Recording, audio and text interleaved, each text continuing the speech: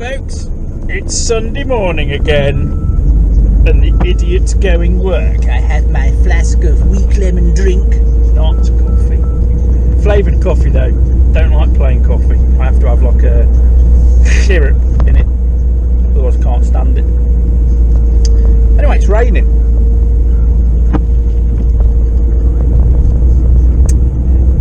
So last weekend it was really busy. See how the brain sort of engaged there.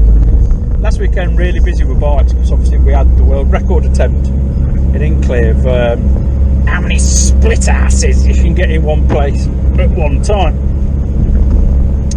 The biggest female bike gathering, and I've not heard anything about it since, so I don't know whether they broke the record or not.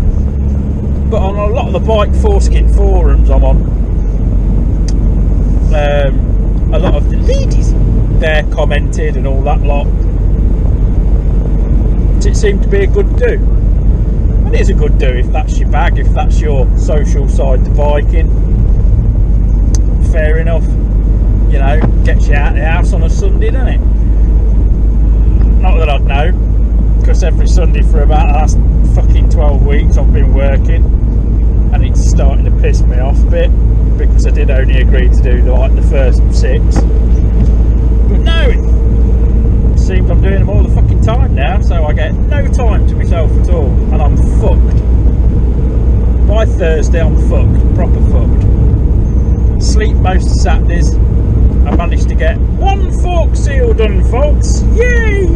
And if you haven't seen the other video, I did manage to strip the thread out the other cap, so I've got a new cap coming from Kawasaki at 40 quid, and I've decided if the ZX10 was much like the GP Z900 I had, that bugger used to pop 2 sets of fork seals a year, even with new bushings, good condition sanctions, the lot. So I've bought the proper Kawasaki tool to do it, because one I bought was too small, and then the larger size I bought won't go down the tube, because it's a 36mm girth on it, and it won't clear the threads of the tube. So I've been stood there like a twat on a grinding wheel trying to par it down to get in, and I thought, do you know what, I'm going to be here forever. I'm not going to bother, I'm just going to see how much the original Kawasaki tool is. And it turned out it was about 25 quid, which is actually less than the combined price of the two tools I've bought. But the plus side being, I should now be able to split any right way up forks I come across, basically. Hey ho, but yes, so I've got to take the fork that I stripped the top off, I've got to take apart again anyway, because the bush hasn't seated correctly, the top bush hasn't seated correctly. And when you put your forks together, that top bush, doesn't matter about the bottom one, but that top bush, there's a split in it. Split in the bush, you're talking about splits in bushes on Sunday morning.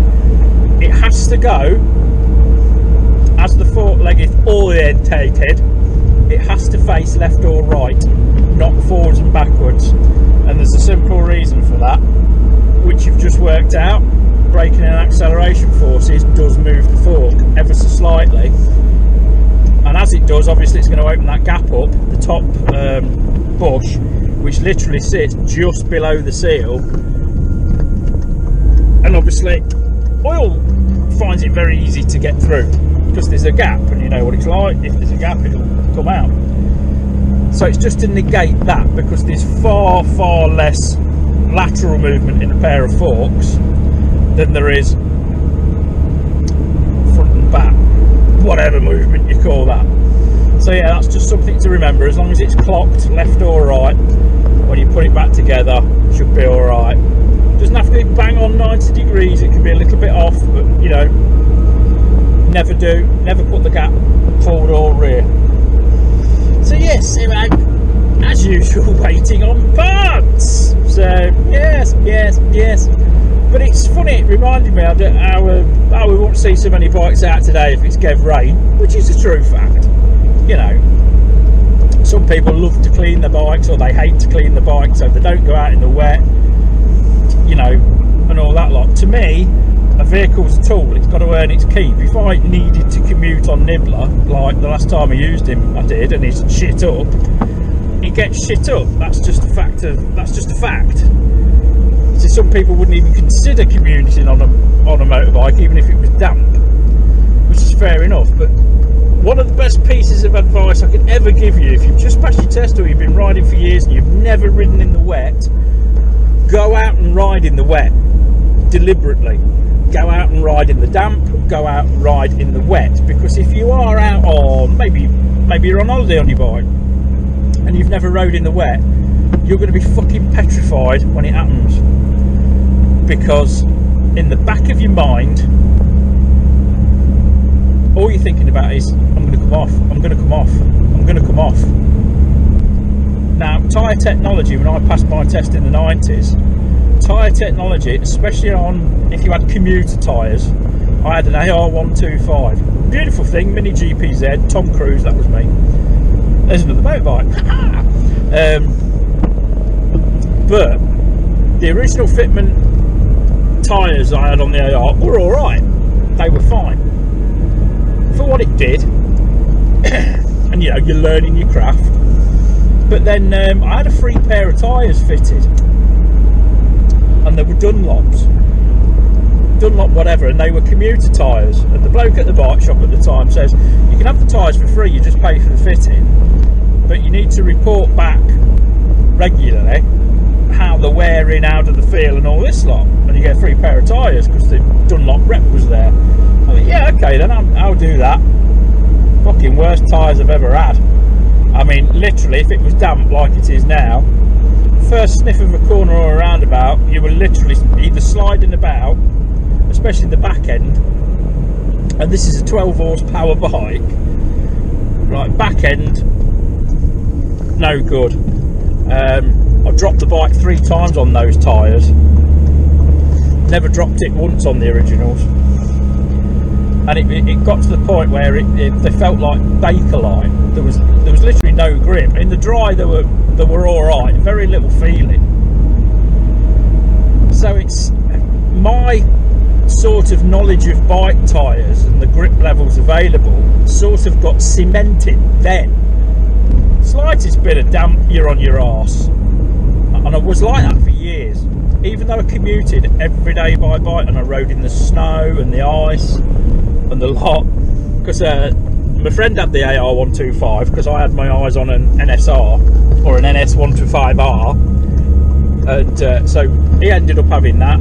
He had a Yami YB100, which is a beautiful bike. It's lovely. I'd have one now. Really, really nice, strong mid-range, but a doddle to ride. It was a pleasure to ride. AR in comparison was a bit frantic, and the NSR felt a little bit more grown up, a little bit bigger, and never came off the NSR. That was really good. But my appreciation of grip levels sort of stayed there, and then when I passed my test I got a ZXR 400, and it's just like my level of grip appreciation went through the roof then, because I did a track day on that at Darley Moor, and it was really, really good because they just eased you into cornering and stuff like that, and it set the foundation to how I rode consecutively. I rode way, way better going home than I did going, and I thought I was half decent going. But what really cemented it, and I've talked about this before when I rigged up motorbike, is we had a pair of Triumph Thruxtons, one on Holland suspension and one standard bike, and it was damp, it had been raining and it was a damp track, and we were just running them in, but you tend to run them in quite enthusiastically, and we were sort of nearly getting the pegs down in the wet, and not a twitch off these tyres, not a twitch, and these were new tyres, so you took it easy for the, till you got like 50-60 miles on, and then you start gradually leaning a bit more and leaning a bit more. Me and this other chap, we were practically getting the pegs down, and it's something I'd never do on the road, really. There's no need for it. If you're doing sensible speeds and all that lot. There's no need for fucking knee down or anything like that on the road. If you want to, that's your bag. I ain't going to stop you, but there's just no need. Especially when you've got, you know, GSXRs that will do something like, was it 56 degree lean angle? It's probably more now. It's ridiculous. So this is why you should never really be scared of cornering on a motorbike. If you've got good tyres, your suspension and brakes are healthy. Most motorcycles will go, Japanese, will go over to the foot peg quite easily, and they'll shrug it off. The confidence comes from the rider. The bike can already do it. But one of the best rides I ever had was on a VMAX. Funny enough, I had a VMAX, which I bought off my good mate Bill, and must catch up soon, Bill, for a steak din-dins. He's a smashing bloke, and I had the VMAX off him. I serviced it, put a new clutch in, and he says, oh, the front brakes are crap and all this lot. And the reason why they were crap was that the fucking lever had seized. You know, it had seen less maintenance than white trailer trash children.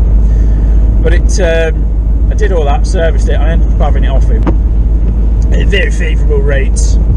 And I think it was like a New Year's Day or a New Year's evening, something like that. It was about 2 o'clock in the morning, 3 o'clock, pitch black, and it was damp when I set it. I just couldn't sleep, so I thought, bollocks, I'm taking the bike out and I'm just going to blow some cobwebs. And it had the most fantastic pair of Super Trap exhausts on it, so I literally pushed the bike to the edge of the village before I started it up, and did that. And I rode up to Lutterworth, got on the M1, got on the A14, and it were raining, and there was literally just me and like Tesco trucks out, literally. Didn't honestly see another car. And then I rode up the A14, rode up the A6 into Market Harborough, stopped on the edge of a dead Market Harborough. It was just getting light. And I took a couple of photos, and I rode through Market Harborough, back to Lutterworth, and, you know, did a few more miles. And it's one of the most connected rides I've ever had on a motorbike, because I don't know whether it was dark or whether my brain didn't switch that it was wet. I rode at exactly the same pace I would have done in the dry, and the bike lapped it up, absolutely lapped it up. But the funny thing is, when I stopped at Market Harborough and actually noticed it was wet, like proper wet, a switch went off in my brain, and I rode home like a complete fanny. So I don't know, it's all psychological. And I'm sort of the same now. I'm very wary of roundabouts, junctions, areas outside petrol stations and all this, like, as you should be on a bike. Because naturally that's where it's going to be slippiest, because that's where the diesel goes. But petrol stations as well are very bad, because you get all the shit out on the roads. When they wash the forecourts, it all goes out onto the road. Nice. So anyway, I'm going now because I'm at work.